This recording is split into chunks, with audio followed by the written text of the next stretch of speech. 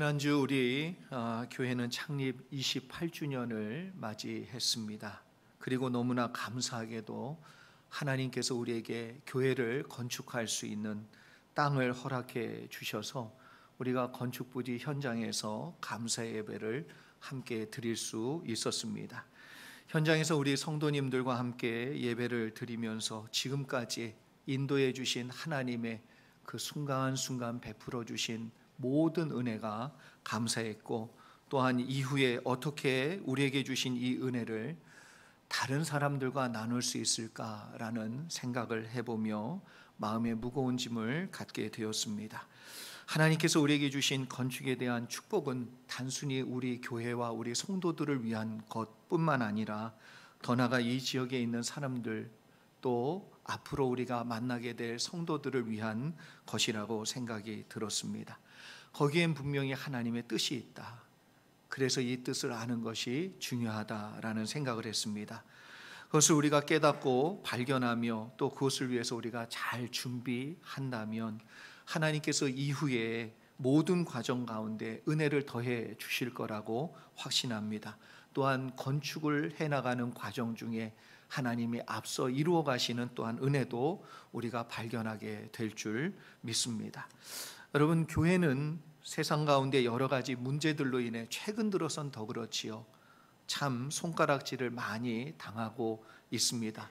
그럼에도 불구하고 우리 성도들이 교회를 사랑하고 섬기고 세워야 되는 이유는 과연 무엇입니까?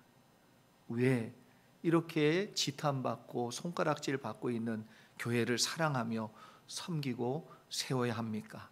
그것은 여러 가지 이유가 있겠지만 분명한 건 교회는 그리스도의 몸이라는 거예요. 주님의 몸이 아무리 추해도, 주님의 몸이 아직 온전하지 못해도 그 교회를, 그 몸을 욕한다는 것은 잘못된 내용이지요. 온 인류의 죄를 구속하시고 죽어가는 영혼들을 살리기 위해 십자가에서 피를 흘리시고 세우신 그 몸이 바로 교회입니다. 주님은 헤롯 왕이 지은 성전을 바라보시고 헐라 이렇게 말씀하셨어요. 왜 헐라고 그러셨죠? 주님께서 다시 세우시겠다. 주님이 다시 세우겠다라고 말씀하신 거지요. 세상에 어떤 완벽한 조직도, 어떤 좋은 팀워크를 이루는 단체도, 또 사랑이 넘치는 공동체가 있을지라도 그것을 교회를 대신할 수 없다는 거예요. 그것이 교회를 대신할 수 없는 이유는 뭐냐면 그 모든 것들은 사람이 세운 것이고 오직 주님이 세운 것은 딱 하나입니다. 교회, 그리스도의 몸된 교회입니다. 그래서 교회를 세우신 분은 오직 예수 그리스도라고 분명히 말할 수 있습니다. 그러나 예수님께서 십자가를 지러 가시고 그리고 그 모든 일을 이루어가는 과정 중에 사실은 보이지 않는 손길들이 있었어요. 무명의 수많은 사람들의 헌신과 그리고 섬김과 희생이 있었다는 것입니다. 오늘날 교회도 잘 보이진 않지만 눈에 띄지 않는 곳에 일하고 헌신하고 섬기는 손길이 많아요. 여러분, 교회가 건강하다, 참 저 교회는 어떻게 저렇게 세상으로부터 칭찬도 들으며 참 건강하게 저렇게 세워져 갈까? 그냥 된 거 아니에요. 그 교회가 교회 될 수 있게 누군가는 눈물 뿌려 기도했고 누군가는 아무도 알아주지 않는 그 시간에, 그 날에 섬기고 세웠기 때문에 그런 손길들, 그런 땀들, 그런 눈물들, 그런 기도가 있었기 때문에 교회가 교회될 수 있었다는 것입니다. 오늘 본문은 예수님께서 자신을 대속물로 하나님께 드리기 위해 십자가의 길을 가는 그런 마지막 여정이 소개가 되고 있지요. 그리고 예수님의 길을 도왔던 무명의 섬기는 자들이 오늘 소개가 되고 있습니다. 그때 주님께서 타고 들어갈 나귀, 그리고 그 명령을 수행한 2명의 제자들, 그리고 수많은 사람들이 예수님이 예루살렘에 들어갈 때에 자신들의 겉옷과 그리고 나뭇가지를 깔아서 호산나 다윗의 자손이라고 영접하며 기뻐했던 그러한 모습들. 여러분, 사람은 사실 받을 때보다 줄 때 더 행복합니다. 주는 사람이 받는 사람보다 배나 더 행복할 수 있기 때문에 그렇습니다. 여기 지금 본문에 나오는 이 무명의 섬기는 손길들, 사람들을 우리가 다시 한번 살펴보며 저와 여러분도 그리스도의 몸된 교회를 섬기며 이러한 은혜를 누릴 수 있기를 주의 이름으로 축원합니다. 먼저 1절부터 4절까지의 말씀 함께 보겠습니다. 1절부터 4절까지의 말씀 같이 한번 읽어보죠. 시작. 그들이 예루살렘에 가까이 가서 감람산 벳바게에 이르렀을 때에 예수께서 두 제자를 보내시며 이르시되 너희는 맞은편 마을로 가라.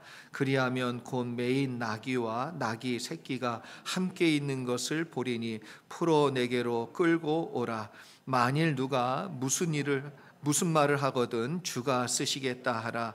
그리하면 즉시 보내리라 하시니 이는 선지자를 통하여 하신 말씀을 이루려 하심이라. 이르렀으되 아멘. 1절에 예수님이 예루살렘 가까이, 그리고 어디라고 얘기하냐면 벳바게라는 마을에 도착하여 종려 주일을 이제 준비하고 예루살렘 입성을 준비하는 그러한 장면이 소개가 되고 있습니다. 그때 예수님은 두 제자를 맞은편 마을로 보냅니다. 그리고 뭐라고 그랬냐면 묶여 있는 나귀와 그 새끼를 풀어 끌고 오라. 그리고 또 뭐라고 얘기합니까? 누가 뭐라고 얘기하면 주가 쓰시겠다고 대답해라.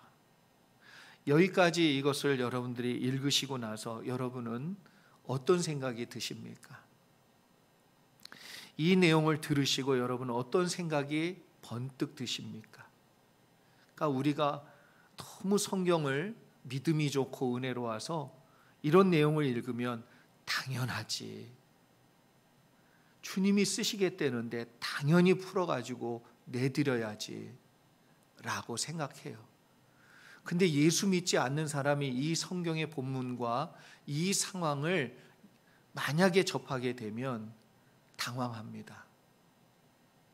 이게 무슨 일이야? 어떻게 이렇게 할 수 있지?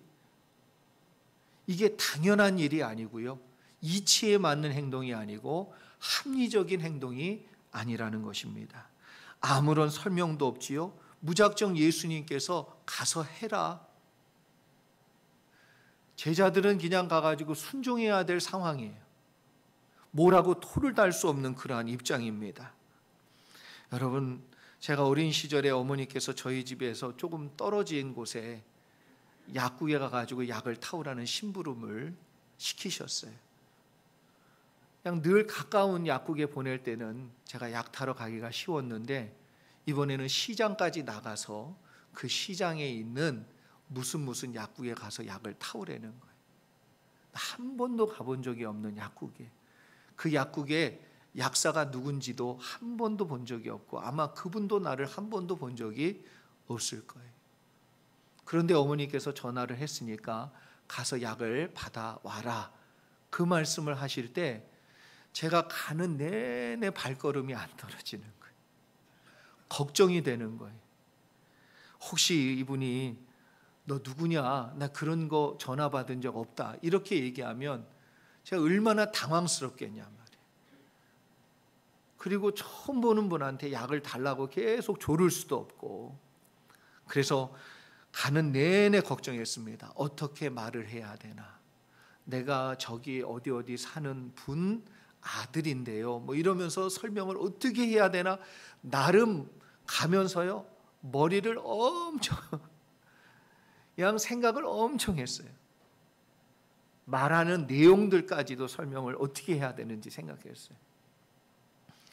그래서 가서 인사드리고 어머니가 약 타오라고 그랬는데요, 그런데 약을 탁 내주는 거예요. 제가 얼마나 놀랐는지 모릅니다. 그리고 왜 이분이 약을 줬는지 금방 알았어요. 가는 저한테 뭐라 그러냐면 아이고 엄마랑 똑 닮았네 그러더라고요. 걱정할 일이 아니었는데 그냥 나는 어떻게 설명해야 되나 걱정을 너무 많이 했었어요. 주님의 명령을 받고 제자 둘이 가는데 여러분, 이 제자들은 참 신기하게도 이름이 안 나와요. 이름이 거론이 안 되고 있습니다. 눈에 띄는 일이 아니어서 단순한 그냥 심부름이어서 제자들이 이름이 안 나오는 것인지도 모르지요. 그런데 제가 다른 본문도 살펴보고 그랬는데 이 두 사람의 이름은 전혀 언급이 없습니다. 그냥 순종한 두 제자입니다. 당연히 그렇게 해야 하는 것처럼 예수님께서 말씀하시니까 토를 달지 않고 묻지도 않고 그냥 가서 그대로 순종합니다. 여러분, 섬김이란 어떤 거냐면 예수님이 말씀한 대로 하는 거예요. 내가 원하는 대로 하는 건 섬김이 아니고 예수님이 말씀하신 그대로 하는 것이 섬김이에요. 주님이 여러분에게 감동을 주실 때가 있다고 저는 믿습니다. 근데 그때 여러분이 주님이 주시고 말씀해 주신 그대로 순종하면 그것이 그리스도의 몸을 세우는 참 섬김이고 하나님의 영광을 나타내는 참으로 귀중한 섬김이 될 줄 믿습니다. 나귀는 예수님께서 예루살렘 입성을 위해서 꼭 필요한 짐승이었어요. 그걸 꼭 데려와야만 했단 말이에요. 그리고 또 이유가 한 가지가 더 있는데 예언의 말씀을 성취하기 위해서 반드시 데려와야 했던 짐승이에요. 그러니까 이들이 토를 안 달고 순종한 이 사건은 겉으로 볼 때는 그냥 단순한 심부름과 같은 걸 한 것이지만 성경의 내용으로 보면 하나님의 일을 이룬 것이고 주님의 예언의 말씀을 성취하는 사건이 되었다는 것입니다. 예수님의 12 제자의 이름을 다 외우시는 분이 흔하지가 않아요. 여러분 다 아시죠? 12명, 우리 교회 교인들은 다 아시죠? 12명 이름? 자, 베드로부터 암송을 해볼까 하다가 제가 읽어드립니다. 저는 믿어요. 여러분을 다 믿어요. 다 암송할 수 있지만 혹시 모르시는 분들에게 도움이 될까 해서 읽어드립니다. 베드로, 야고보, 그리고 요한, 안드레, 빌립, 나다나엘이라고 불리는 바돌로메, 도마, 세리, 마테, 알페오의 아들 야고보, 다데오, 시몬, 그리고 가롯 유다. 이 가롯 유다 대신에 나중에 마띠아로 교체가 됩니다. 이렇게 해서 12명의 제자가 세워지지요. 여기 그 12명의 제자 중에 2명이 가는데 그 이름이 거론되지 않습니다. 이름도 없이 빛도 없이 너무나도 중요한 일을 감당한 이 두 제자의 이름, 이 두 제자의 순종과 섬김을 통해서 단순한 심부름으로 보였던 그 사건은 예수님의 십자가의 사건을 이루는 첫 번째 중요한 관문이 되었습니다. 다른 사람들이 볼 때는 기억해 줄 만도 하지 않은 일, 그냥 흔하디 흔한 일, 그런데 두 제자의 순종과 헌신을 통해 주님은 십자가의 길을 걸어가는 시작을 열어 가셨고 인류의 죄를 담당하고 구원을 완성하는 일을 이룰 수 있었습니다. 그리고 본문에 또 나오는 사람 한 사람이 있어요. 이름이 거명이 안 되는데 참 귀한 사람입니다. 나귀 주인이지요. 나귀 주인도 이름이 거론되지 않습니다. 저도 이번에 말씀을 살펴보면서 처음 알았어요. 이 나귀 사건, 나귀를 데려오는 이 일이 마태, 마가, 누가, 요한복음 다 나와요. 얼마나 중요하면 복음서에 싹 다 나오는 사건이에요. 그런데 나귀 주인의 이름은 한 번도 거명되고 있지 않다는 것입니다. 여러분, 사람들은 대부분 자기 이름이 기억되기를 원합니다. 그리고 알리고 싶은 마음도 솔직히 있고요. 사람들이 알아주기를 원하는 속마음도 있습니다. 그래서 자신이 무엇을 했는지 사람들이 좀 인정해주고 기억해줬으면 하는 그런 마음들이 있습니다.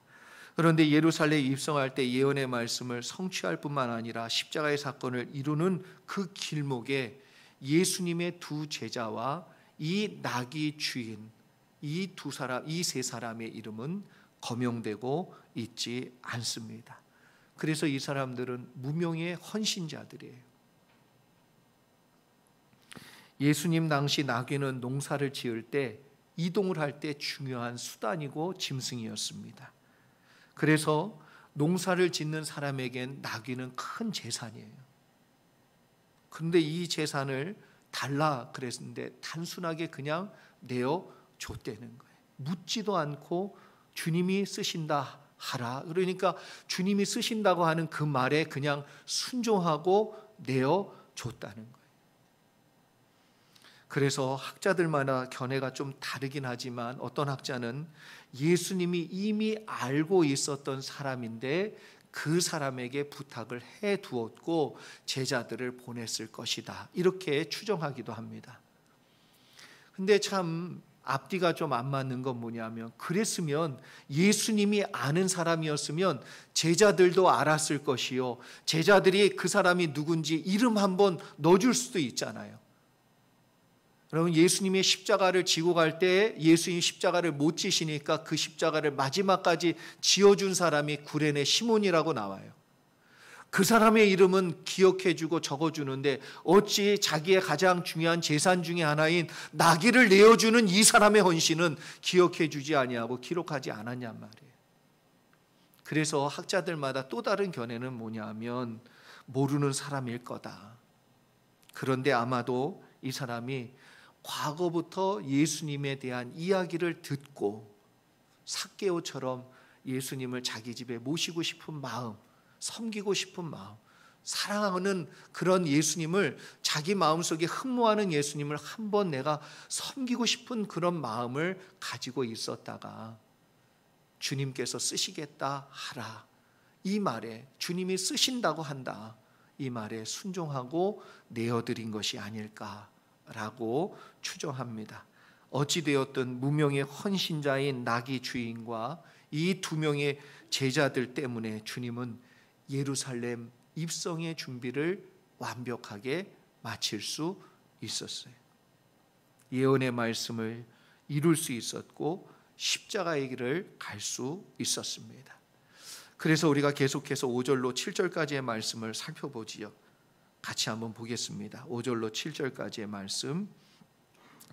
시온 딸에게 이르기를 내 왕이 내게 임하나니 그는 겸손하여 나귀 곧 멍에 매는 짐승의 새끼를 탔도다 하라 하였느니라. 제자들이 가서 예수께서 명하신 대로 하여 나귀와 나귀 새끼를 끌고 와서 자기들의 겉옷을 그 위에 얹음에 예수께서 그 위에 타시니. 아멘. 하나님의 예언의 말씀을 이루실 때 특별히 구약에 나오는 이사야서 62장 11절 말씀하고 스가랴 9장 9절 말씀을 주님께서 예언하신 하나님의 말씀을 성취하기 위해 친히 나귀를 타셨다는 겁니다. 그런데 두 제자가 예수님께서 명하신 그대로 행했어요. 말도 안 되는 명령, 합리적이고 이치에 맞지 않는 명령인데도 불구하고 순종이라는 반응을 보였다는 것입니다. 여러분, 여기서 우리가 한 가지 순종이라는 것을 생각해 보면, 순종은 그 일을 시키는 사람의 내용이 합리적이냐, 이치에 맞느냐, 그 명령이 얼마나 합당하느냐에 있는 것이 아니라 그 명령을 누가 했느냐예요. 그 명령을 한 사람을 나는 어떻게 생각하느냐예요. 사회에 나오면 아무리 군대에 있는 장교라도 사병에게 함부로 명령 못합니다. 군대 밖에 있기 때문에 그래요. 그런데 군대 안에 있으면 그 사람이 나보다 계급이 높은 사람이고 내 상사이면 반드시 해야 됩니다. 적어도 내가 그 사람을 나의 상사로 인정하면, 또 인정해야 되는 상황이요 환경이면 그렇게 하는 것이 당연하지요. 그것이 합리적인 얘기냐 비합리적인 얘기냐, 이치에 맞느냐, 내 생각과 내 감정, 느낌, 생각에 맞느냐 안 맞느냐 상관없이 그 말씀이 주님의 말씀이면, 우리가 주님을 정말 나의 생명을 구원하신 구주이시고 내 왕이라고 내가 인정한다면, 저와 여러분은 그 말씀에 두 명의 제자처럼 절대 복종이 필요하다는 거예요. 왜 그렇습니까? 하나님의 예언을 이루는 사건이 되기 위함이고 놀라운 기적의 역사를 보기 위함이에요. 어떤 분은 그런 얘기를 합니다. 목사님, 나는 사는 동안에 기적이 한 번도 안 일어난다고. 왜 기적이 일어나지 않을까요? 1번 사지선다형으로 여쭤봐야 되나? 왜 기적이 일어나지 않지요? 왜 나에게는, 내 인생 가운데는 정말 놀라운 일, 어떻게 나에게 이런 일이 일어날 수 있지? 어떻게 하나님이 이런 은혜를 나에게 베풀어 줄 수 있지? 라고 얘기하는 그런 일이 왜 일어나지 않을까요? 하나님의 말씀대로 안 해보기 때문에 그래요.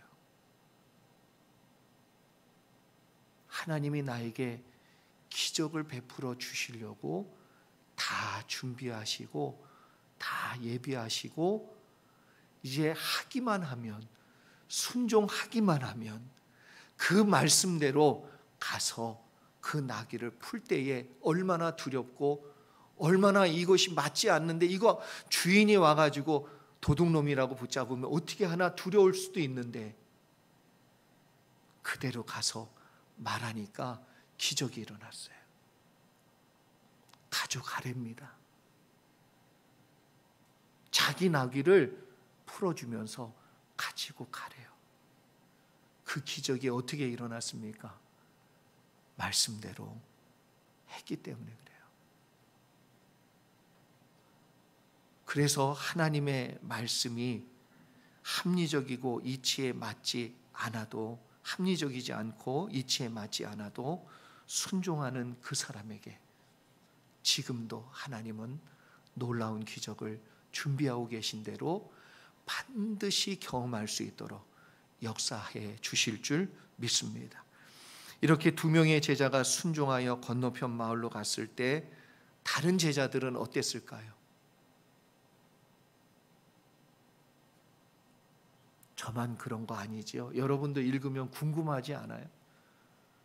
제가 읽어보면서, 야, 저걸 보면서 나보고 가라고 안 해서 다행이다. 나보고 가라고 그랬으면 어떻게 하지? 큰일 날 뻔했다. 야.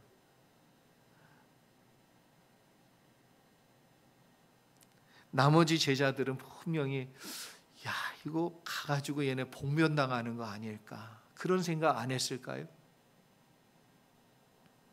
당황했을 겁니다. 궁금했을 거예요. 예수님의 말씀처럼 그렇게 될까 궁금했을 거예요. 그런데 두 명의 제자가 나귀를 끌고 오는 그 모습을 보면서 나머지 제자들은 무슨 생각, 무슨 마음이 들었을까요? 정말 주님의 말씀대로 되는구나.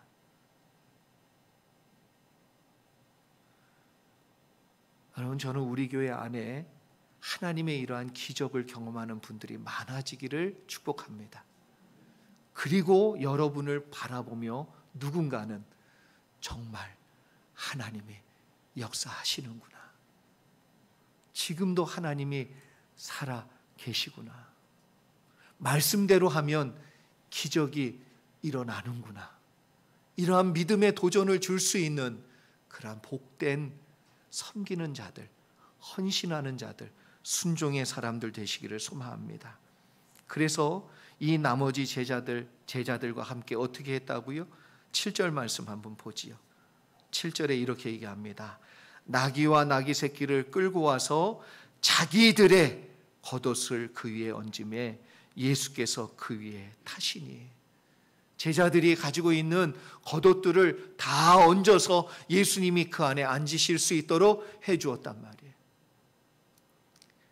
2명의 제자가 말씀대로 헌신하고 섬겼는데, 기적의 사건을 보며 하나님의 놀라운 일들을 보며 그들도 도전을 받고 다시 함께 헌신의 마음으로 예수님을 위하여 자신들의 겉옷을 그 나귀 위에 얹고 섬기게 되었습니다. 무명의 제자 2사람의 헌신은 또 다른 제자들에게 감동과 은혜와 도전을 주었다는 거예요.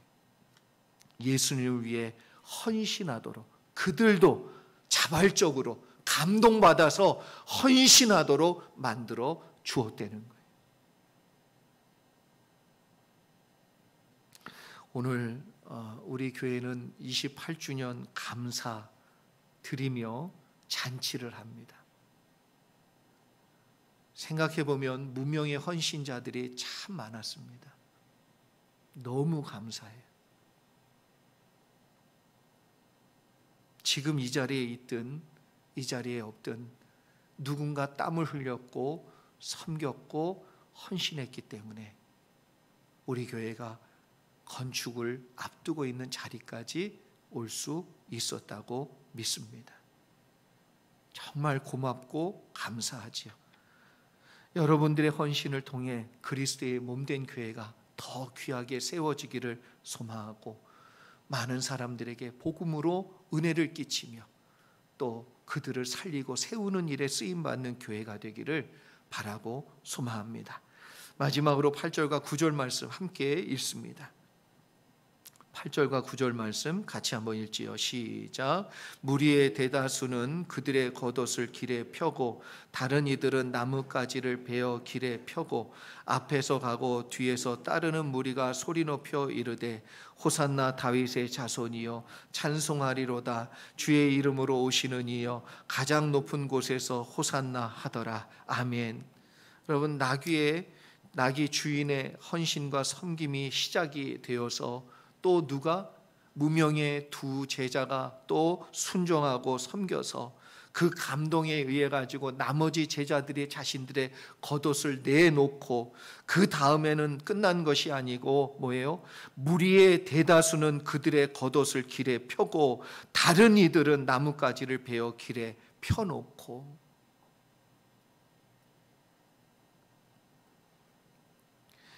헌신의 물결이 또 물결을 만들고 또 물결이 또 다른 물결을 만들고 큰 파도가 되어서 예수 그리스도께서 예루살렘에 입성할 때 그 성 안에 있는 모든 사람들이 호산나 다윗의 자손이요 가장 높은 곳에 호산나 찬송을 부르며 그들이 겉옷을 깔고 종려나무 가지를 베어다가 왕의 입성을 기뻐하며 그들이 섬겼어요. 겉옷을 깔지 못한 사람은 무엇을 했어요? 나뭇가지를 베어다가, 작은 헌신일지라도 그들도 나뭇가지를 베어다가 하나님 앞에 영광 올려드리는, 그리고 주님의 길을 예비하는 헌신을 했단 말이에요. 여러분, 그 시작은 사실 작게 시작됐습니다. 그런데 그 감동이, 그 은혜가 전달되어지고 전달되어져서 전체 무리의 마음속에 함께 헌신하고 드리는 그러한 은혜가 이루어질 수 있었던 것이지요. 사랑하는 성도 여러분, 오늘까지 28년 우리 교회를 붙잡아 주신 하나님, 그 하나님의 은혜는 갚을 길이 없고 한량이 없고 정말 말할 수 없는 은혜로 우리에게 베풀어 주셨지요. 그래서 이 모든 영광을 하나님께 먼저 올려드립니다. 그리고 이 모든 일을 위하여 수고하신 무명의 헌신자들, 진짜 하나하나 이렇게 제가 이 말씀을 기억하며 생각해 봤어요.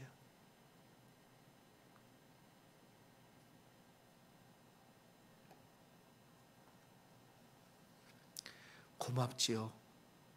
참 부족한 종인데 담임 목사로 섬겨주고 참 많은 것들이 갖추어지지 않았음에도 불구하고 함께 짐을 져주고 수고한 손길들이 있습니다.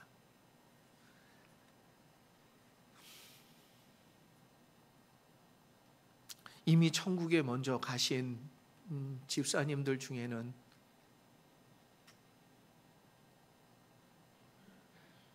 참 크게 교회에 헌신했어요.